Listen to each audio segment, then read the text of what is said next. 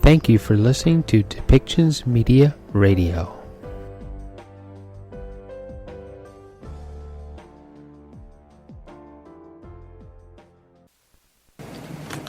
Good afternoon. My name is Adrian Dix. I'm BC's Minister of Health. To my right is Dr. Bonnie Henry, BC's Provincial Health Officer. This is our COVID-19 briefing for British Columbia for Thursday, April the 1st. Honored to be here on the territories of the Musqueam, of the Squamish, of the Tsleil-Waututh First Nations. Honored to be here on their lands today. Tomorrow, Friday, Good Friday, there won't be any briefing or update. We will be updating by written brief on Saturday, updates on case counts and hospitalizations and other relevant information about COVID-19 in British Columbia on Saturday, April the 3rd, and then we'll be providing an in-person briefing next Tuesday after that. And with that, it's my honor to introduce Dr. Bonnie Henry. Thank you, and thank you very much, and good afternoon. As I did last week, today we'll be taking a slightly different approach to our usual briefing format and addressing some of the questions that I've received over the past few weeks. We'll just start with a high-level daily case information and then go through some of these questions. So in the last 24 hours, we've had 832 new cases diagnosed of COVID-19 here in British Columbia. And again, yesterday we went over that precipice of 100,000 cases, and we now have 100,880 people in British Columbia who have been diagnosed with COVID-19. Today, 310 were in the Vancouver Coastal Health Region, 388 people were in the Fraser Health Region, 53 people were in Vancouver Island Health, 42 people in Interior Health, and 39 in the Northern Health Region. We currently have 296 people in hospital with COVID-19, 79 of whom are in critical care or ICU. We've had an additional 5 deaths to report today, bringing the total number of people who've died from COVID-19 to 1,463 here in British Columbia. And our condolences go to the families and care providers and the communities who've lost their members. To date, we've had over 787,649 doses of all 3 COVID-19 vaccines that we've had available administered in BC, and 87,394 second doses. More of the details on things like variants of concern and the outbreak status will be in the statement when it's later this afternoon. I know many people continue to have lots of questions about COVID-19, about our pandemic, and about the vaccine, and I am always appreciative for the questions that people send in. I'm going to start today with talking a little bit about some of the vaccine questions. We now have 3 safe and effective COVID-19 vaccines here in BC and 4 that have been approved for use in Canada so far. And many people have asked me about the differences between these vaccines and about other vaccines that we have.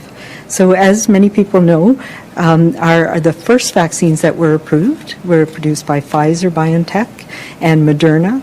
And they are the main ones, the most that we've had here in British Columbia, and they form the basis of our age-based risk program here in BC. And these are called messenger RNA vaccines. Since these have been approved, the latest 2 vaccines to be approved are what we call viral vector vaccines. They're the AstraZeneca, Oxford, or Serum Institute of India, same vaccine manufactured in 2 different places, the Covishield vaccine.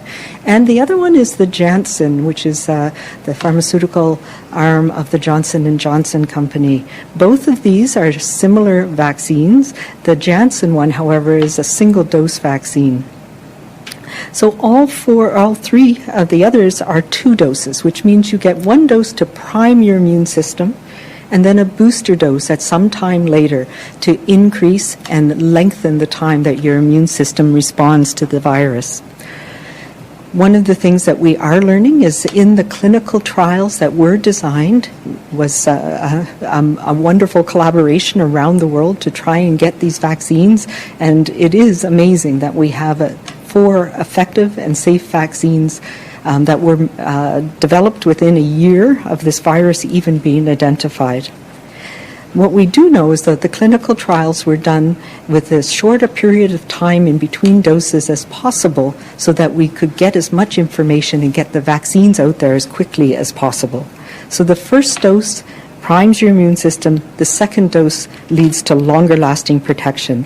What we have learned since from the clinical trials is that all of these vaccines are very effective with the second dose and the first dose, upwards of 76 to 79% and over 80% for the messenger RNA vaccines. In the real world, however, we are also finding out that these are very effective vaccines at preventing people from having serious illness, from hospitalization, from death, and we're finding more and more information that they do prevent even milder symptoms in people as well. And importantly for us, we've learned from the real world experience in the UK, in Ireland, in places like Israel, and here in Canada, both in Quebec and BC, where we have strong programs, research to follow this, that after a single dose, you have very good protection, upwards of 80%, and that lasts for many months. So these are important things that we have learned. I've been asked a lot about how the body mounts its protection against the virus, and if I'm vaccinated, why do I still have to wear a mask? It takes time for our body's immune system to respond to the vaccines, no matter which vaccine it is. And it develops two types of immunity.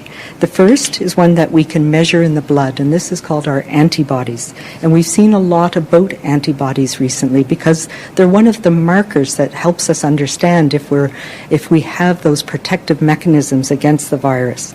These antibodies bind to the spike protein on the outside of the virus, and all of the vaccines that we have so far are designed to develop, for your body's immune system to develop antibodies to the spike protein. What we don't know is what level of antibodies we need in our blood to protect us from infection or from a disease with this virus. That's what we call a correlate of protection. So if antibody levels don't get as high in some people, and we saw a study including some from here in BC, where antibodies in people who are older or people who have certain blood cancers or certain types of immune compromising conditions, those levels may not rise as high as they do in younger, healthier people. But what we don't know if that has any effect on how well the virus or the vaccine protects you from the virus in the first place. What we have seen from the vaccine effectiveness studies that we have is that regardless of antibody levels, there's a very high protection in seniors, in long-term care that lasts for many months, in healthcare workers, and we're continuing to monitor this on an ongoing basis. It could be because we have the other part of our immune system stimulated as well, and that's what we call the cell-mediated immunity. So triggering of the B cells and the memory cells in our body that activate if we're exposed to the virus. These take longer to develop, and they can't be as easily measured with a blood test. So the bottom line that we are learning and why we are continuing to focus our program the way we are is that the protection is very good, not perfect, but very good after a single dose. But it takes time for our body's response, so that protection isn't high enough in everybody for about 21 days after vaccination. And for some people, that protection may not get as high even after 2 doses. So people can still be infected with COVID, particularly in the first couple weeks. And that's why right now it is still incredibly important, even after you've been immunized, even if your community has been immunized, that you take the precautions that we all need to continue with, wearing masks, keeping our distance, not getting together in crowds. Because even though we are partially protected, it takes that period of time before we are all protected. And the good news is, though, even after that single dose, within that shorter period of time, as our body's developing the immune response, we tend to have less severe disease. And we've seen that even though people can get infected, they don't end up in hospital, and thankfully we haven't had deaths. But these are the things that we need to pay attention to for the next few months as more and more people are immunized. I've often been asked if I've had I get many questions about if I've had a reaction to another vaccine, particularly the influenza vaccine, can I get a COVID vaccine? And the answer is yes. These are very different vaccines. They're ones that are new platforms, they're things that we've not used before, and they tend to have very few ingredients in them. What we do know is that the messenger RNA vaccines do stimulate your body's immune response and can stimulate allergic reactions, and the product or the compound that stimulates allergic reactions more frequently is called polyethylene glycol, or PEG. So if you know you have an allergy to PEG, and some people do, then you should be looking for the AstraZeneca or the Johnson & Johnson vaccines. Otherwise, most people don't have any reaction to don't have allergic reactions to the messenger RNA vaccines, and we know that the safety profile is really good. I've also been asked if I've had Guillain-Barré, which is sometimes comes after, has been associated with some other, both viral infections, but also some immunizations. Can you have a COVID vaccine? And so the answer again is yes. The Guillain-Barré is a type of immune response, autoimmune response to your nervous system that is most often triggered by the infection itself and could be triggered by COVID as well. And it's very less likely, much, much less likely to have anything to do with the vaccine. Along with the vaccine programs, I get asked a lot, and I know there's been a lot of questions out there about the interval between our first and second doses for the 3 vaccines that we have right now. And as you know, in BC and in Canada, our strategy is to vaccinate as many people as possible, as quickly as possible, for the greater benefit of everyone. And no more important is that than now, when we have started to see our cases take off again, and we know the effects that they can have, even if people don't end up in hospital. We know that there's long-term effects that many people are experiencing from infection with COVID-19. So the strategy that we have taken protects us both as individuals and as a community. And this is achieved by offering the first dose of vaccine to more people, beginning with those at higher risk of having more severe illness. And we know that the single most important risk factor is age. And then we'll go back and provide a second dose. And we know Canada's National Advisory Committee on Immunization, or NACI, has looked very carefully at this evidence, as have we here in British Columbia, and advised that the time between the first and second doses of the COVID vaccines, all 3 of them that we have in Canada right now and in BC, can be extended up to 4 months. And this allows as many people as possible to get that excellent protection of 80% or more from as quickly as possible. The second dose will be offered as soon as all eligible people in British Columbia have received their first dose, or at least been offered their first dose. And in most cases, that will mean less than 4 months. We are on track. If the vaccines continue to come, we're on track to get everybody offered a vaccine by early July, by the end of June. The other thing, though, that we will continue to follow is whether extending that interval actually has some benefits to people. And we've seen that with other vaccines, that the longer the interval you have, the more time your body's immune system has to develop that cell-mediated immunity. And that may give us better and longer-lasting protection. And that may help us get through the next respiratory season, even though COVID is likely to be with us for some time. So those are things we don't yet know. And we will be learning as we learn more about how the vaccines are working in people around the world. We also don't know how well these vaccines will continue to work as we see more variants of concern that are circulating in our province and around the world.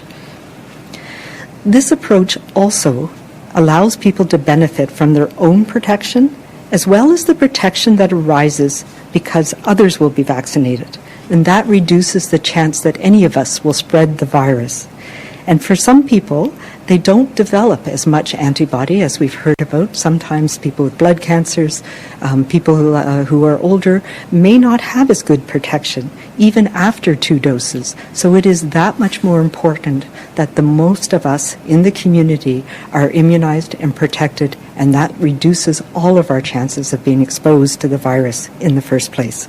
And that is something that we are seeing now with the dramatic decrease that we've seen in the UK, for example, when they've reached a tipping point in the population.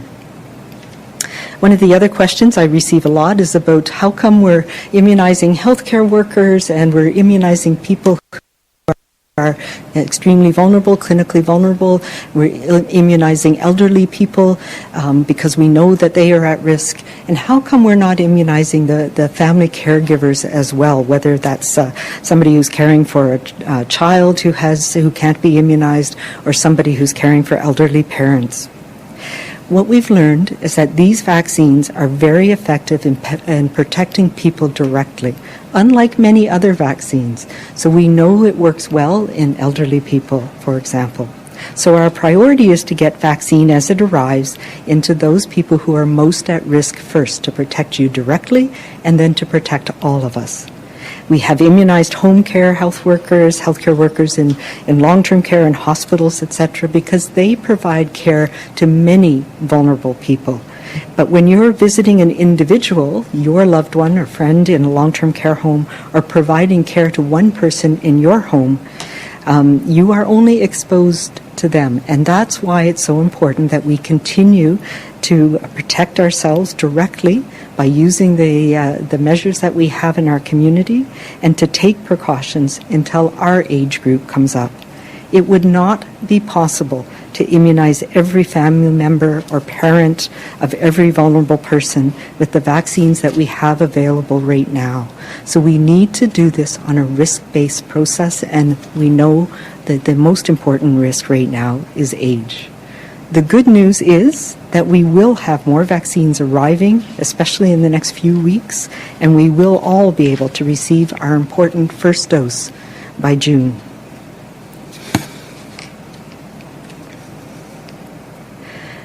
Many people also wonder this week especially about the pause that we've had in the Covishield, which is the Serum Institute of India, the AstraZeneca vaccines for those under the age of 55, and how that may impact the immunization of workers in our worker program. So as we reported earlier this week, there has been a series of rare but very serious blood clots, sometimes in the brain, associated with low platelets, that has been seen in a small number of younger people in Europe. Initially, the reports that we saw were about a risk of 1 in a million, but a study from Germany showed that there was about 29 cases in about 3 million doses. So that means it could be as high as 1 in 100,000. And really, it was the uncertainty.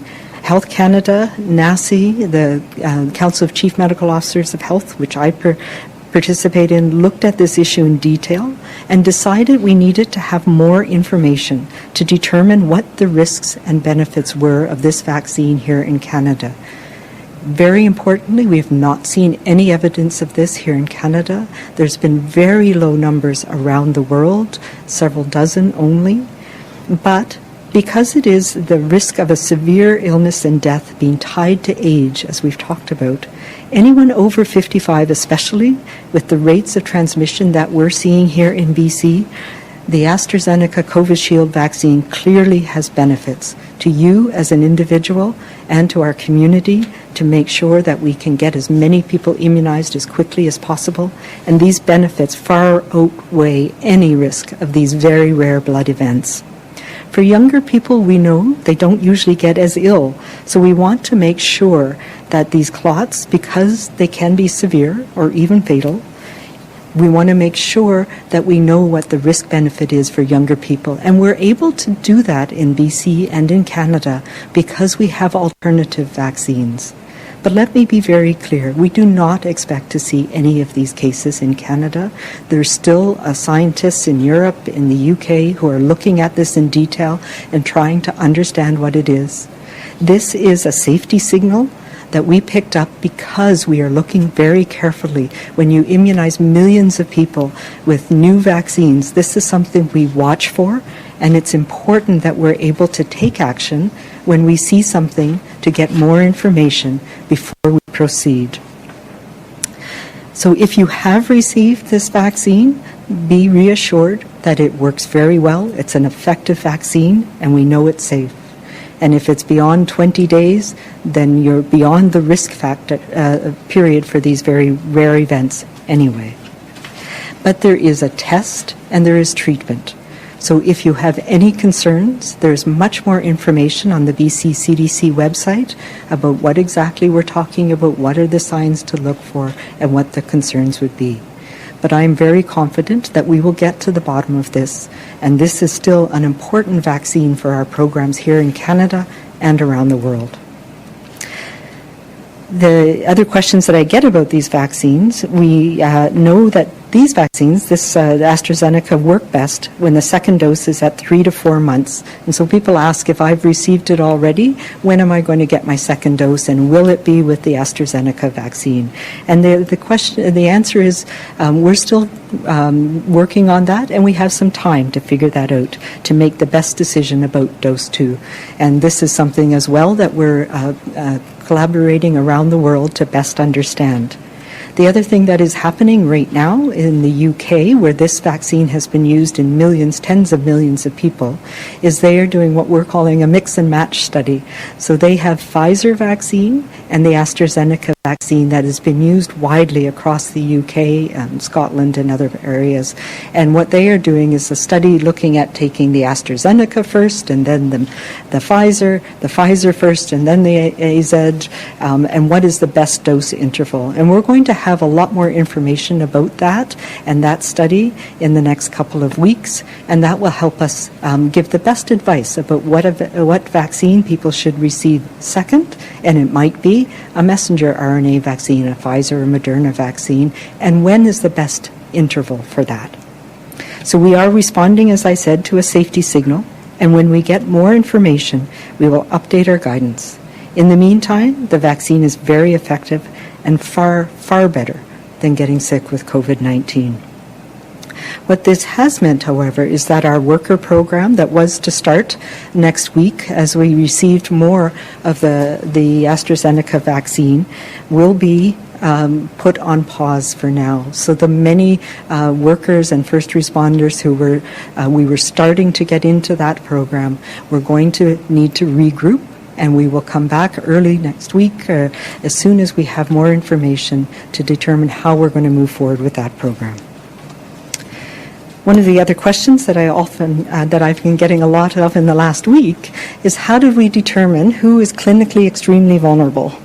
And I understand there's a wide range of serious illnesses, and some people are wondering how that was determined. Well, I can tell you the list and the actual clinical conditions that people received letters, and I know many of you are receiving them now, was based on data from around the world and reviewed by a panel of experts led by physicians at the Provincial Health Services Authority, and evidence and science. And we ask people, please be patient. You should receive a letter by the 15th, and you will be able to book in after that for your vaccine. And I know many people have already. But we need physicians and people who are concerned that they're not on this list. We need your support to stick with these categories as they have been developed. Everyone will get vaccines in the next few months, and each group is protected as all of us are vaccinated. I've had many questions about the status of the J&J, the Janssen vaccine, and when we might be available. And the answer, unfortunately, is we don't yet know. We are hearing that there will be a shipment that we may receive by the end of April, but we have no timeline yet confirmed. So that's good news, and we will stay tuned and let people know. And the advantage of the Johnson-Johnson vaccine is that it is a single-dose vaccine, so there's a lot of flexibility that can come with that vaccine. The other one that we know is on the horizon that may get approval in the next few weeks is the Novavax vaccine, also a very effective vaccine that we've not yet had here in Canada. And these will be very helpful. And what we are planning to do, again, because all three of these, the AstraZeneca, the Johnson & Johnson, the Novavax, are fridge-stable vaccines, being able to kickstart our first responder and worker program as soon as they become available. So if you have any other questions about our vaccine program, I encourage everybody to go to the BC CDC and Immunize BC website. There's much detailed information there for everybody about these vaccines, about who they work in, about the ingredients in the vaccines, and the things that you can expect. And the information there will be updated regularly. So as we come into this long weekend, all of us recognize our need to connect, and it has been a long, long year for many. But we need to ensure more than ever that we are socializing safely, because we do have an end in sight. All of this talk about vaccines and about how well they are going to work to protect us in our communities is in sight, but it's not here yet. If you do choose to spend time with anyone other than your immediate household in this weekend, it must be outdoors. And all of the COVID-19 safety plans and precautions need to continue to be followed. As more and more of our seniors and elders in particular are protected, we need to give that time for that best protection to take hold. That means ensuring you're giving enough space to others, staying away if you're feeling at all unwell, and staying with that same group, small group of people. I'd also like to speak to a little bit about expectations for travel. I know this is a time when people think about that. This is not the time for any of us to be traveling for leisure or vacation or getaways outside of our community. Travel is still very high risk for all of us. We see that we take the risk from where we are coming, and we take it home from where we have been. So if you are in doubt at all this weekend, just don't go. A good guideline is to think about staying within the area where you would go for a day trip. If it requires an overnight stay, a vacation rental, then it is not a good idea right now. If you need a break, go to a local campground. Stay in a local hotel. Staying local will support our local businesses. And we all know how important that is right now with the restrictions that we've had to put in place this week to try and get our numbers down. Get takeaway from your local restaurant. Support your local community. Today as well, our seniors and elders in care are safely able to be visited over the next few weeks. We know that families have been waiting for this for a long time, and it's going to be an emotional and a welcome homecoming. But we need to be cautious and be careful. We know that we'll get virus introduced into homes, and we don't want that now. We know that everybody who's been isolated from friends and family for these many, many months need to have that connection, and we need to do it safely. So that means wearing masks, that means going by yourself, having your visit with your loved one only, and making sure that if you are feeling unwell at all, that you wait for another time. As we look to our long weekend, we need to make this a safe long weekend so that we can get through this phase of our pandemic as more and more vaccine is available in the weeks to come. We all have the same ability to spread COVID-19, and we all have the same ability to stop the spread, and we know what to do. Staying small, staying outside, staying local will help us bend our curve again as our immunization program moves up. I hope you all have a safe and enjoyable weekend. And please remember to be kind to each other, to be calm, and to stay safe.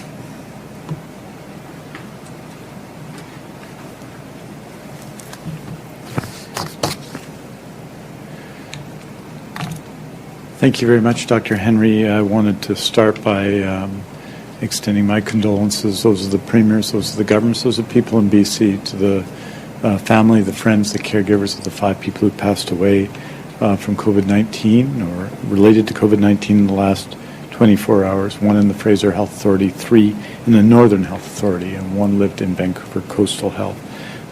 It's a difficult time for loss. We know this. We know there's been and continue to be restrictions in the ways that we can grieve and come together. So that means we have to, in these times, I think, show more connection, more support for one another, more solidarity with one another. And I'm thinking of all of those families and all of the families who have lost loved one in this pandemic and in the other public health emergency, the overdose public health emergency.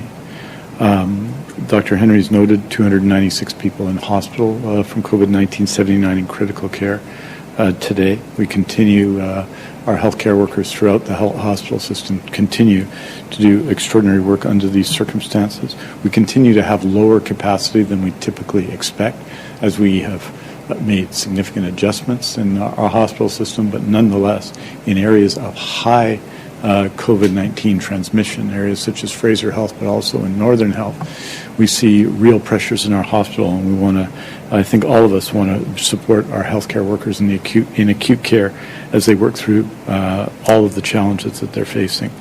I want to, like Dr. Henry, talk about a few issues that I get asked about, and the first, I think, is vaccine and immunization and supply. I just want to note that the fundamental issue, the real question, the real challenge that we all face is the amount of vaccine.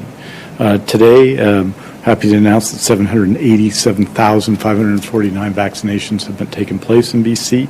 That's 700,155 of those are first doses.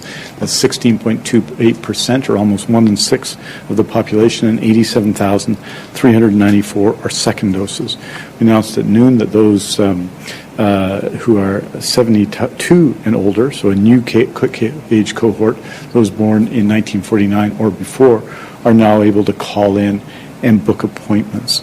I'd note that that hasn't moved as quickly this week because we also added this week 150,000 people, or in the broader cohort, who will have received letters or will eventually receive letters, who are clinically extremely vulnerable. Dr. Henry has talked about how that list was developed, but that obviously is a significant addition to the list who are in our main COVID-19 program that is using Pfizer and Moderna. I want to say that it's supply, though. It's 1 in 6. And what has been exceptional, and our immunization program led by Dr. Penny Vallon has been exceptional at delivering vaccine as it arrives in BC. And in fact, that is what has been happening consistently.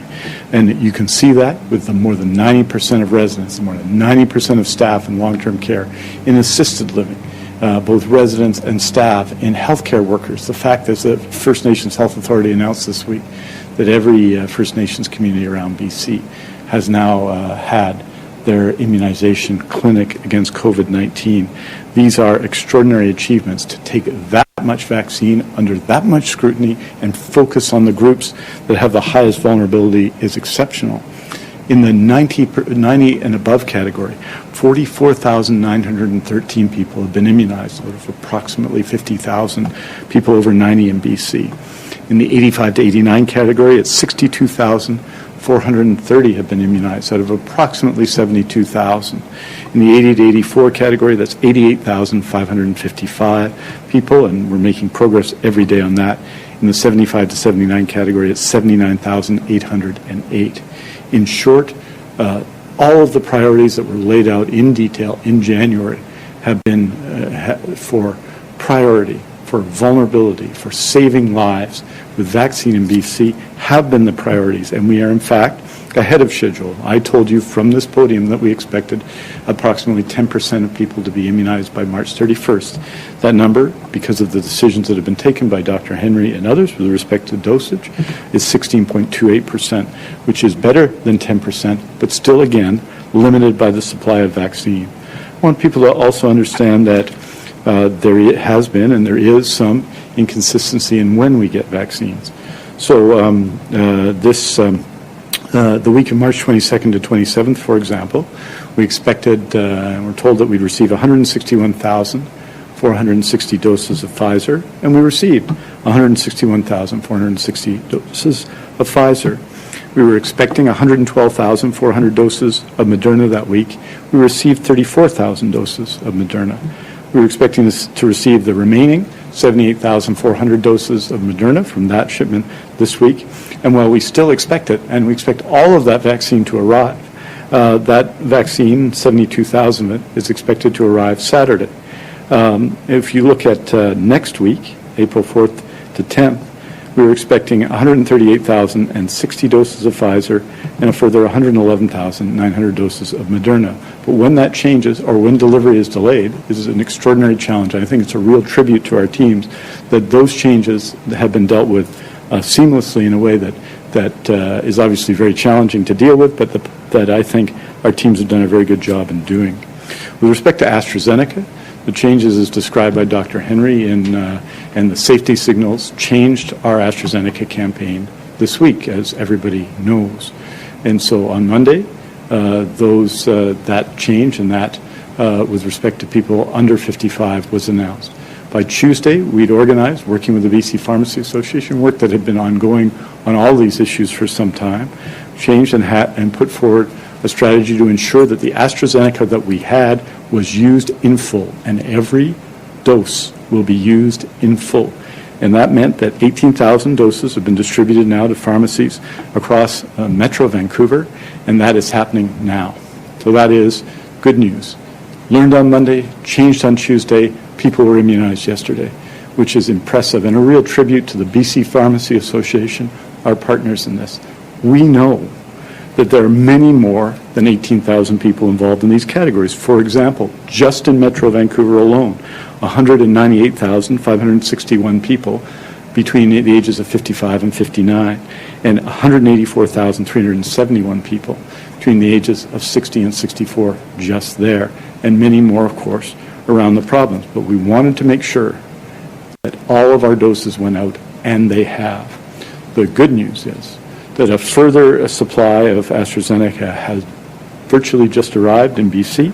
That's a further 188,800 doses, and more is expected next week.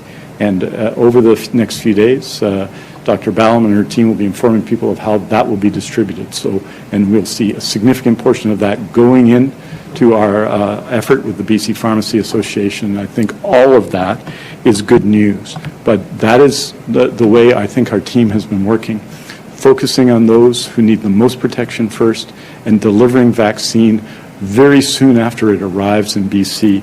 I think it's a real achievement. I think British Columbians can be proud. When I hear from people who've been vaccinated, who go to our clinics across the province, they tell me story after story about how well they were treated, how efficiently it was run, and that is a credit to our healthcare teams. I am so proud of them and so proud of everyone involved in organizing this, and very proud of our partners in pharmacy as well. Home or in a public care home, our partners and healthcare workers need our support as well in making this work properly. We have to listen when we're advised about safety and follow safety guidelines. It is especially important now that we do so in every possible way. And so that means that if anyone is even thinking or close or feels they might be ill, not to visit a care home this weekend, even though it's been, I know, for many people, a year's wait. We have to be prudent and care about infection control right now. It is very important that residents of long-term care get visits. It's also very important that all of us stay safe. I want to just note very briefly today that health authorities report that in the week of March 15th to 21st, 6,894 surgeries were completed in British Columbia. And that is, of course, significantly more than last year. As you recall, last year at this time, the non-urgent scheduled surgeries or elective surgeries were postponed in British Columbia, so obviously that comparison doesn't work anymore. I just wanted to break that out by health authority. That's 1,993 in Fraser Health, 1,145 in Interior Health, 364 in Northern Health, 1,663 in Vancouver Coastal Health, 1,450 in Vancouver Island Health, and 279 in the Provincial Health Services Authority. I just want to say there is usually somewhat of a slowdown, which was less this year than in most years around March break, but I want to thank all of our teams, people, our anesthesiologists, our whole teams, our surgeons, our surgical nurses, our healthcare workers, our health sciences professionals, everyone involved in our surgery program, which continues to meet and exceed all expectations in this very, very difficult time to operate in BC. Finally, I just wanted to note that our online platform for the booking of immunizations will go live on April the 6th. Just want people to prepare for what the process will be. There'll be significant information presented publicly on all platforms on April 5th to let people know more about this. It's a process that will continue to be a call center, so for people who cannot use or aren't able, don't like to use online platforms, there will also be a call center backing it up, but our online platform will be in place on that day. The idea of it is when it's close to the time for your age cohort to come forward to register, when it's time for your age cohort to book, you will be sent a text or informed, and then you book your appointment. So it's registered, invitation, book. That's RIB, right? That's RIB. Okay. That's coming up April 6th, and I think it also will be a legacy to the province in terms of how we can track immunizations from a public health perspective, but also how people can get access to the information about their own immunization. So that is rolling out next week, and there'll be more information coming forward. In closing, I want to say that today, we're going into the Easter weekend. It's typically, although not as much the last 2 years, my favorite holiday weekends of the year for all kinds of reasons, personal and otherwise. But this weekend, it's not about the person we saw going the wrong way down an aisle at a grocery store. It's not about the group we saw in the park that looked larger than 10. It's not about the person who seemed closer to us than 6 feet or the person whose mask wasn't on right. It's not about the mistakes any of us has made. Today is not about what we didn't do, failed to do, or should have done. Today isn't about our ideas about who led the spread. Today is about how we unite in the fight to stop the spread. Today is about what we can do, what we must do, and what we will do to stop the spread.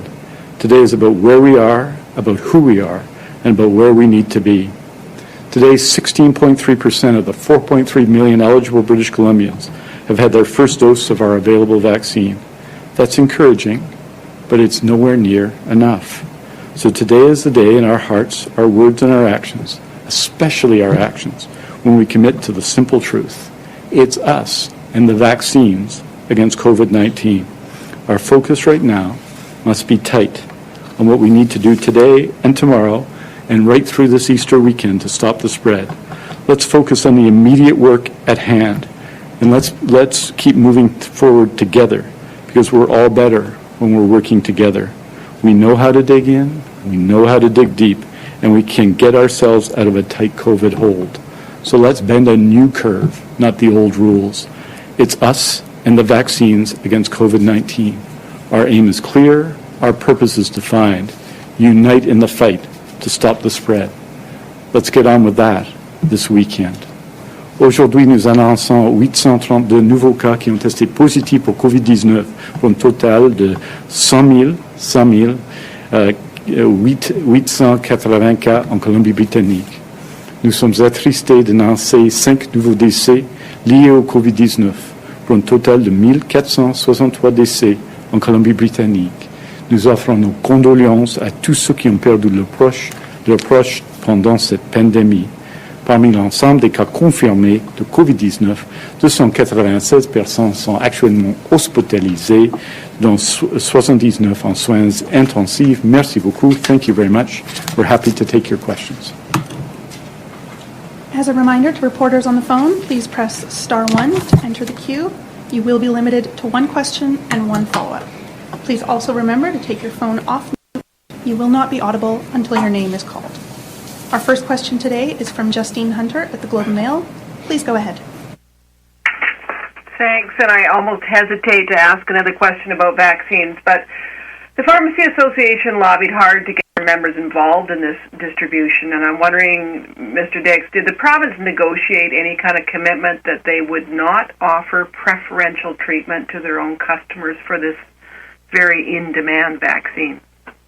So let me just start by saying they've been lobbying, yes, but we've also had a very strong partnership with pharmacists since 2009, during the influenza pandemic in 2009, when pharmacists in BC became important partners in immunization. So this has been a negotiation, discussions that we've been having ongoing since we started to have vaccines available. So they have always been part of our program. I don't think this is an issue of anybody lobbying. In the midst of this pandemic, more than 1.1 million doses of influenza vaccine were delivered by BC pharmacists. In the context of a pandemic, it was an extraordinary success, and roughly 450,000 more, I believe, than had been done last year. So we're working pretty closely with BC pharmacists. The Pharmacy Association has been partnered with us and working with us as we prepare for the many phases of this immunization campaign. I think I've said already, I think Dr. Henry said already, that especially for second doses, we see pharmacists playing an even more central role than they play now. And I think it's impressive that as we made changes required by safety signals with the safety and health of people in our province, we made changes to our program this week.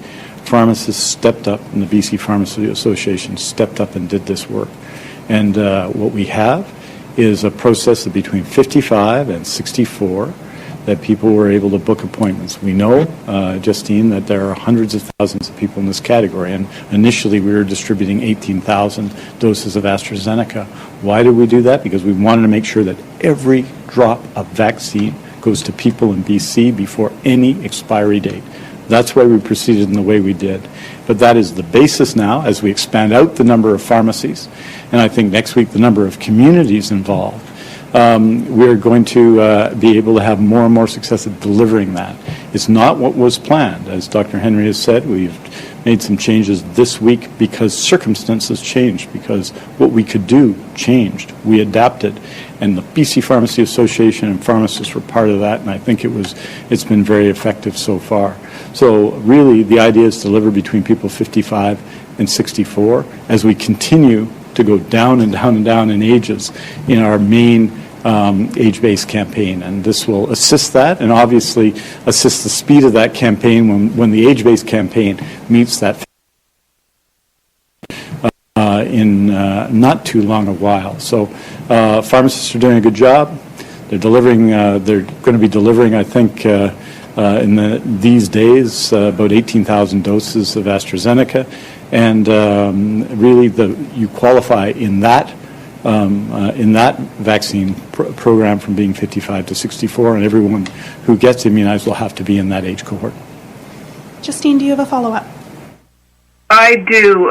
The question, though, is about an issue of preferential treatment. And we've spoken to two individuals who say they were denied a vaccine because they were not regular customers of the pharmacy they were trying to get the shot at.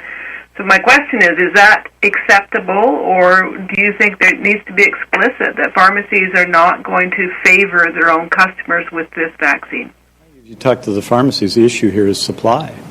The issue is that we have hundreds of thousands of people eligible in these categories, and right now we had 18,000. As I told you, we were about to receive a very significant, we have received and will be distributing out over the coming number of days, over the weekend. Probably it'll be starting next week, further 188,500 doses, much of which will go into this program. So that's the issue. The issue is supply, as it always is. We would like to be immunizing way more people in BC, but we're immunizing to the supply that we have.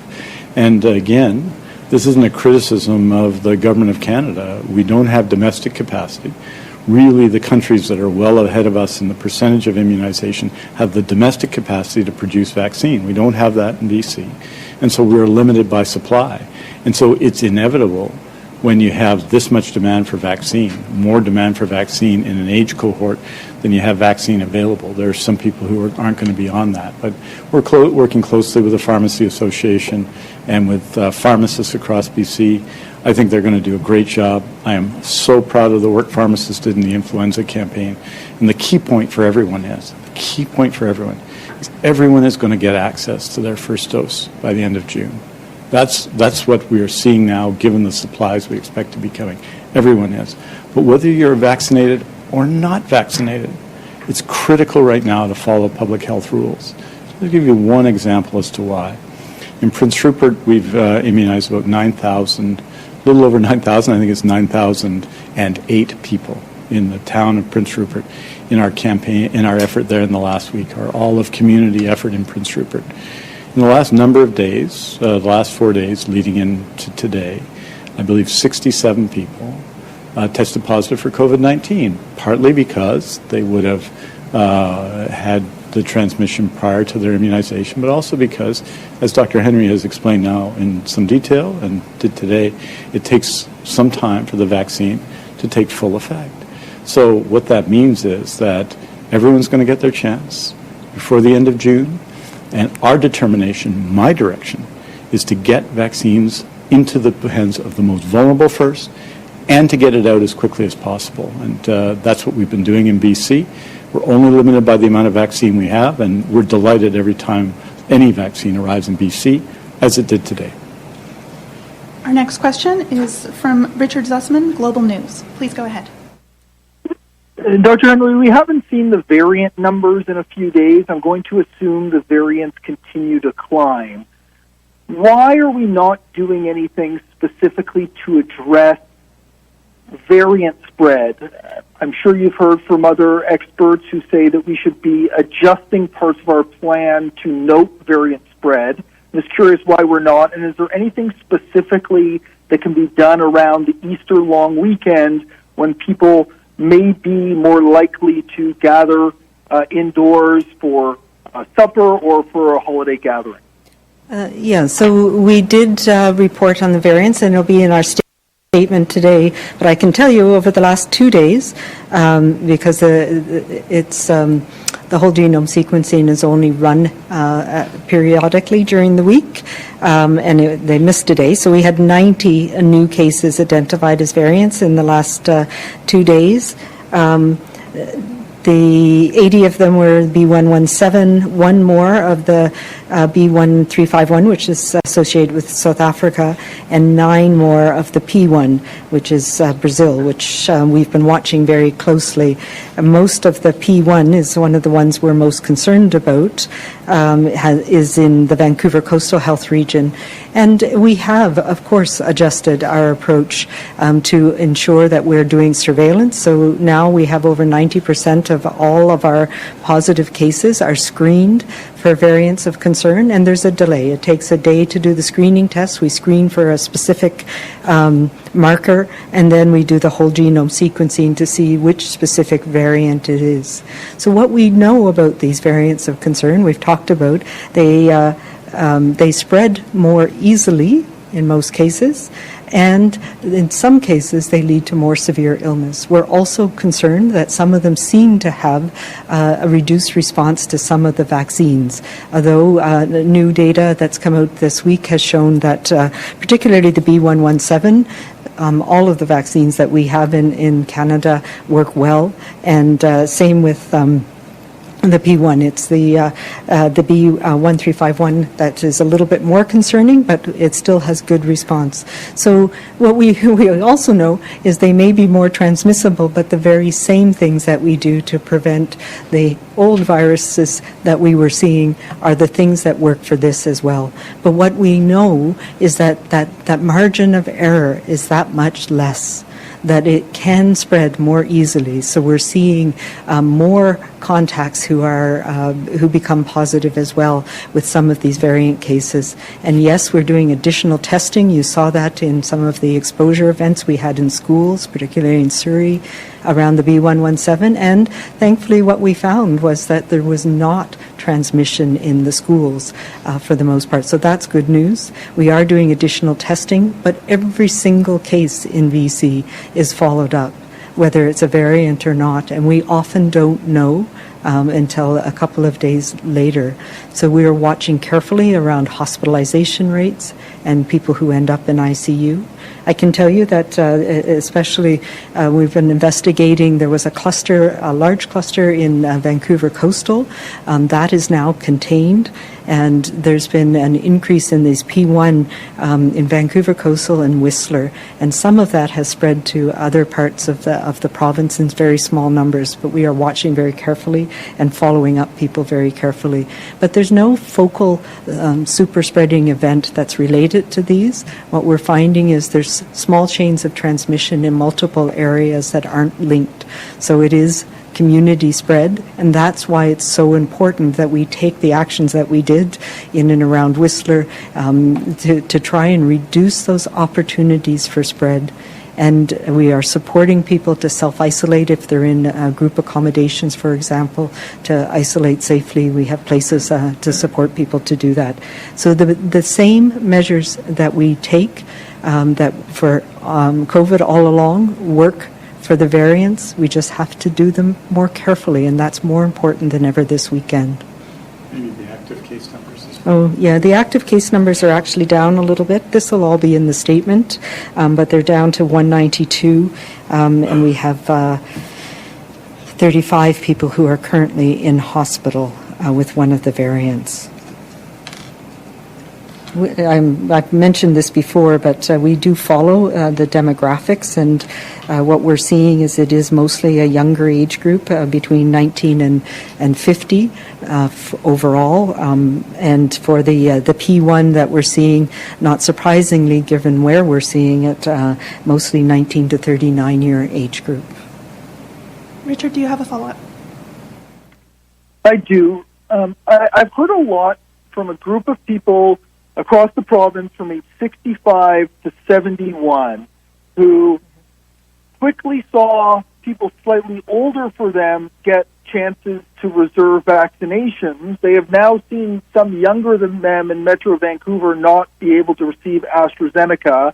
There's a lot of frustration from this group that wants access to the vaccine. I know there was an update today for one of those years, but can you give these people some hope of when they will be able to register for their vaccine and explain to them why seemingly it is taking much longer to get to them as it was some ages around them?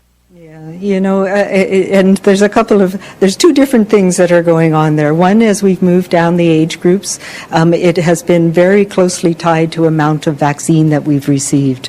And Minister Dix mentioned we were expecting a large shipment of Moderna last week, which was delayed, and still a large part of it hasn't arrived. And in addition, we have the clinically extremely vulnerable group that has now started to be in, and that's another 150,000 people. And as we move down every single year, the number of people or the cohort gets larger. So it was, and some of the health authorities, particularly in the Lower Mainland, when they had vaccine last weekend, had gone down to 73. But then as more vaccine didn't come in at exactly the right time, it was kind of stuck at that age for a couple of days. So we are titrating it to vaccine that we receive, and we've gone down today. We expect in the next few days, as more vaccine comes in next week, assuming it all arrives when expected, that we'll be able to continue to move down to the, hopefully very soon, to 70, 65 and up. So the rationale, or why we had a small amount of the AstraZeneca, it was after we had seen the safety signal. We weren't sure how many people would be receptive to receiving it, and I'm just very, very pleased that people have recognized the value of this vaccine, and we had a small amount of it that was expiring tomorrow, and we targeted it in the area where We have the highest rates, and we wanted to target the population that was not likely to be in the age group within the next few weeks. So that's the rationale that we used to make the decision about where we put the 18,000 doses of the AstraZeneca. So it wasn't in any way to slight those in the 65 to 72 age group. It was because we knew there was more vaccine coming into that core of our program that would be available within the coming days and weeks. So it's trying to find that balance of getting both at the same time as much as we could. And really what the challenge has been that I'm working on, that we're working on, is we were committed to using the more flexible fridge-stable vaccines for our worker program, and we'll need to recalibrate how we're going to do that. So I'm asking for patience from all of our first responders and the other worker groups that we had identified. We have been using vaccine, as you know, to try and address workplace outbreaks, and we don't have that supply right now because of the stop on using of AstraZeneca with the younger age group for now. So we are hopeful, and we'll be following. I know much of my weekend will be looking at the data that's coming out of Europe and following up with our colleagues in Health Canada, and hopefully we can get that back on track as soon as possible. Our next question is from Marcella Bernardo, News 1130. Marcella, please go ahead. Hi, Dr. Henry and Minister Dix. I hope to ask you more about the situation involving Alberta now looking at making people who've tested positive for variants of concern quarantine for up to 24 days.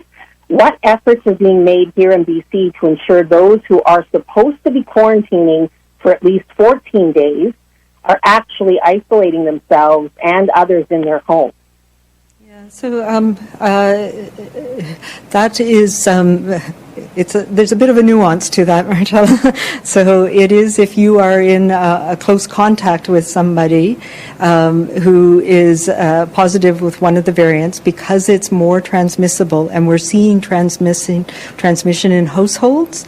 So if you are still in that household and people can't effectively isolate within that household, then you are no longer infectious after 10 days, and the quarantine period for your close contacts starts after that infectious period. So that's where you get the 24 days. So they are supporting some people to leave their household for the 10 days of their infectious period and be in hotels or other places. And we have done that in some places as well. Whistler's a classic example where we had a lot of transmission in accommodation, in group accommodations that were related to workplaces.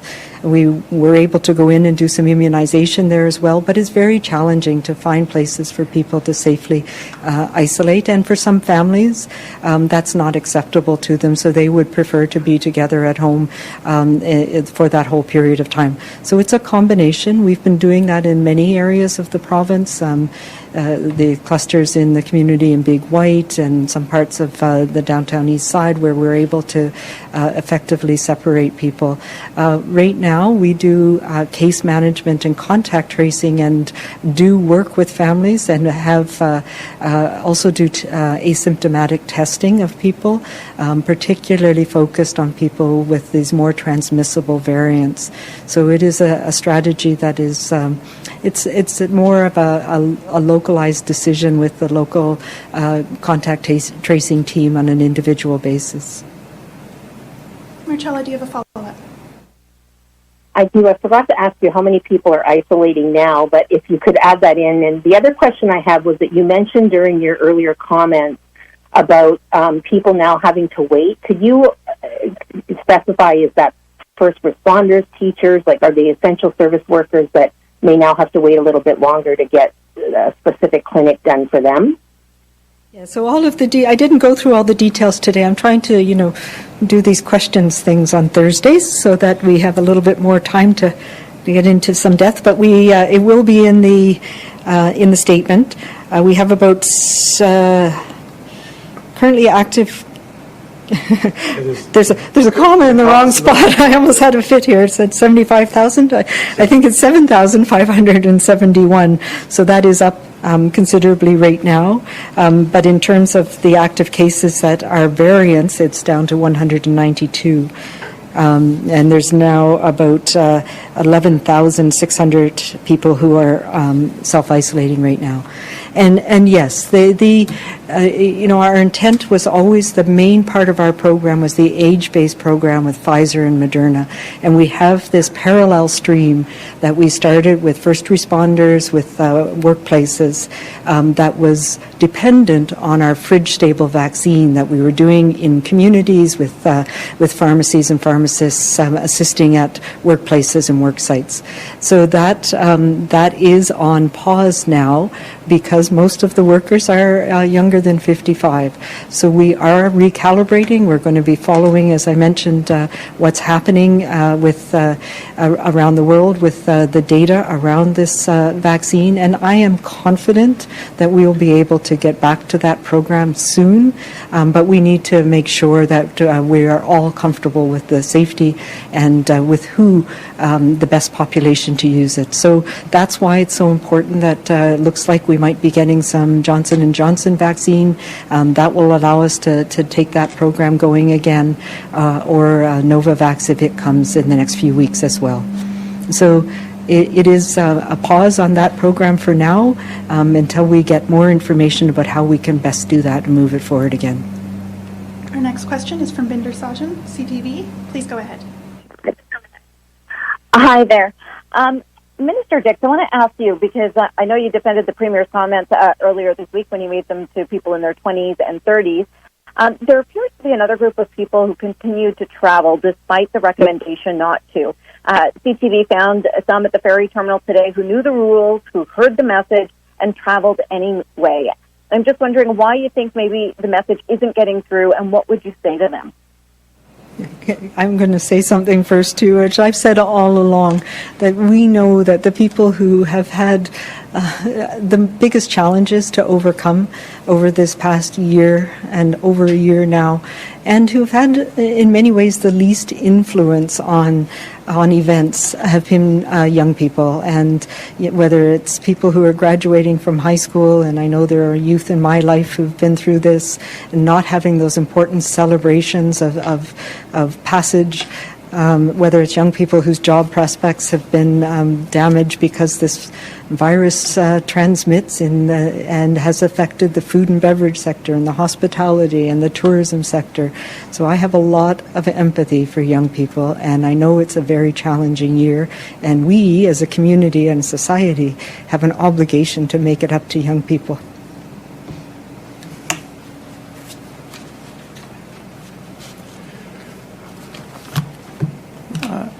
I think I'd say to them what we said consistently throughout, which is that it's not too late to join the fight, that this is going to be a very difficult month. We really need people to follow public health guidance and public health orders. With respect to young people, this is the reality. The reality is there is increasing transmission amongst young people. That's variants of concern, in particular. The median age of people with the P1 variant, the variant associated with Brazil or discovered in Brazil, the median age is 28, which means that half of the people essentially who get the Brazilian variant are under 28. And I think we have to put that in context. Those numbers, that risk, the risk to parents and grandparents and loved ones, and the risk to ourselves here. If we look around the world in jurisdictions where the variants have grown and where we're in the same circumstances as we are, which is most of the other provinces in Canada of our size, in many countries, for example, in Europe, you're seeing increasing number of cases right now linked to the variants. Increasing number in those jurisdictions of young people in hospital, increasing numbers of young people in critical care, increasing number of young people passing away. So for yourselves, for the ones you love, for the ones you don't know, it's critical for that group and everybody else to follow public health guidance right now, especially now. This is about all of us. We're in the midst of a vaccination campaign which has been rolled out, I think, extremely well in BC. But it's, again, 1 in 6 of us vaccinated, and even they have to continue to follow public health guidance. But for the rest of us, it's time, I think, for us to really dig in, because it would be a terrible thing for all of us, no matter what your age, 25, 35, 45, 65, 85, to at this final moment in the COVID-19 pandemic, of this phase, of this immunization phase of the COVID-19 pandemic, to get sick. And we've got to do everything we can to avoid that. No one's to blame for getting sick. Presidents have got sick. Prime ministers have got sick. All kinds of different people have got sick. Although those who are most vulnerable, for either by social determinant of health or most vulnerable for other reasons, for health reasons, are most at risk. But all of people with deep information and lots of support and medical advice and all the best doctors have got sick.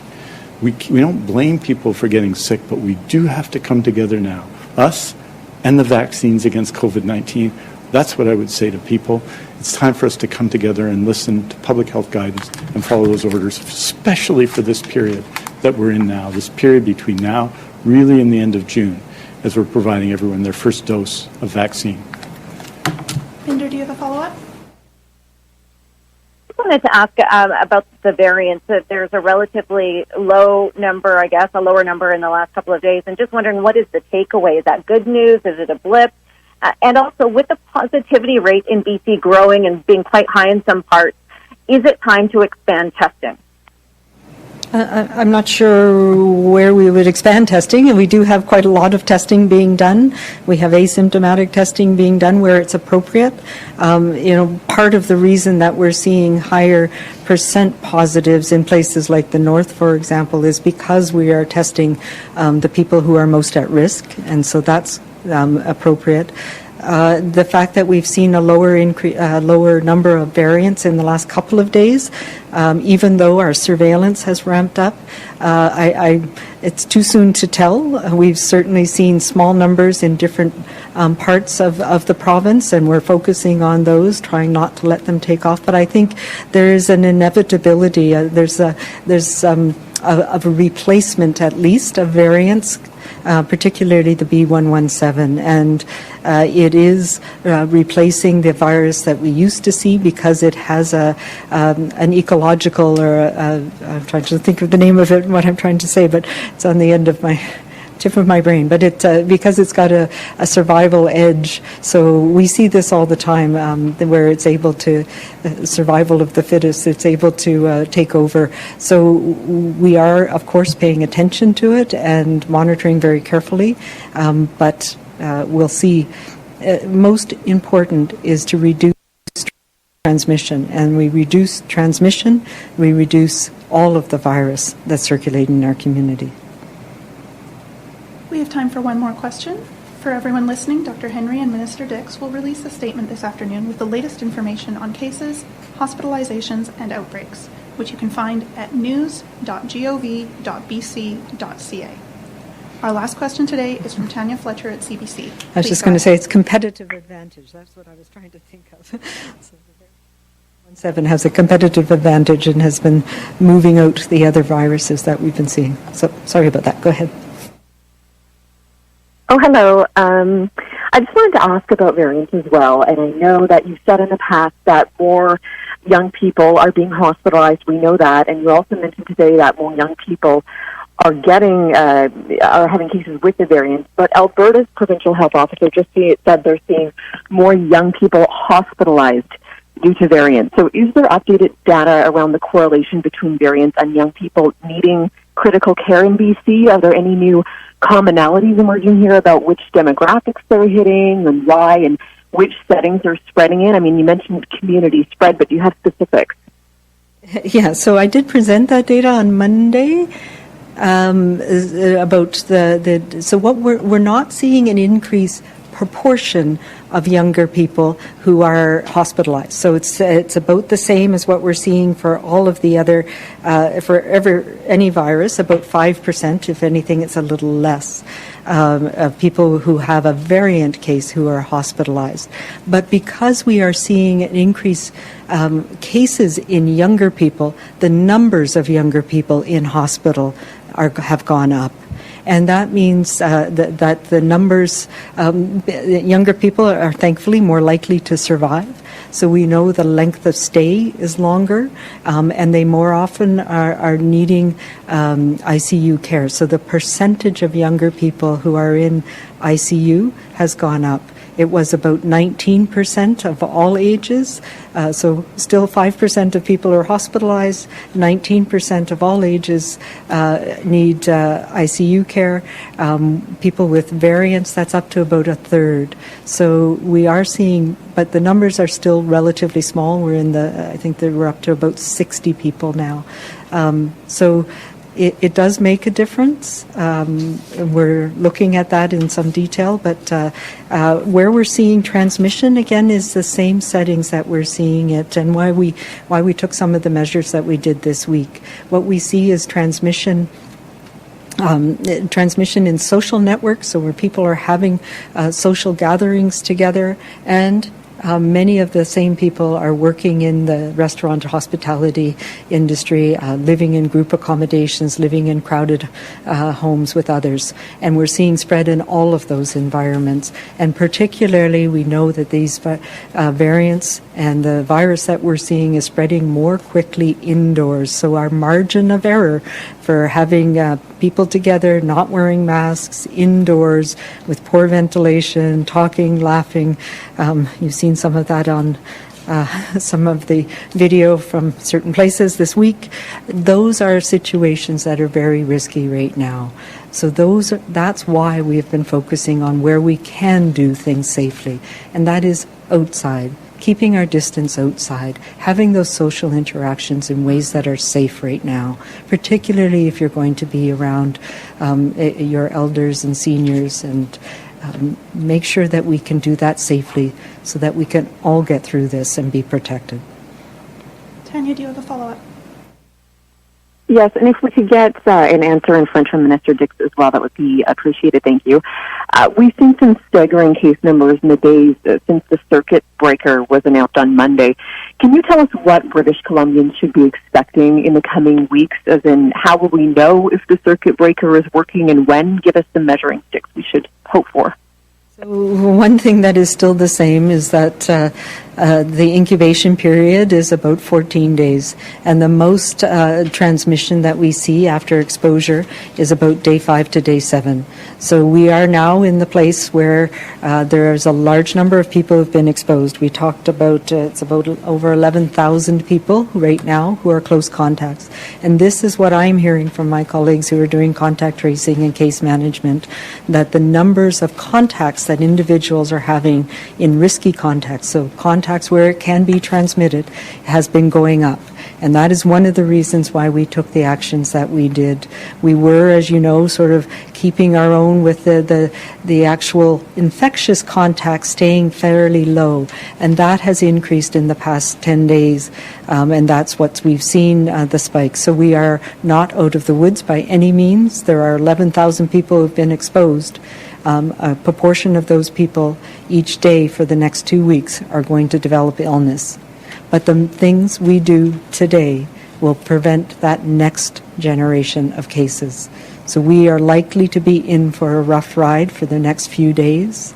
And those people who have had contact with somebody who's been ill, you need to stay away from others. You need to stay safe.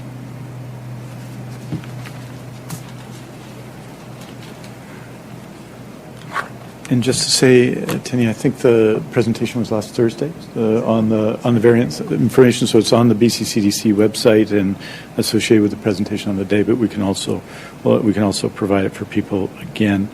Je dirais en français que on a pris cette action lundi.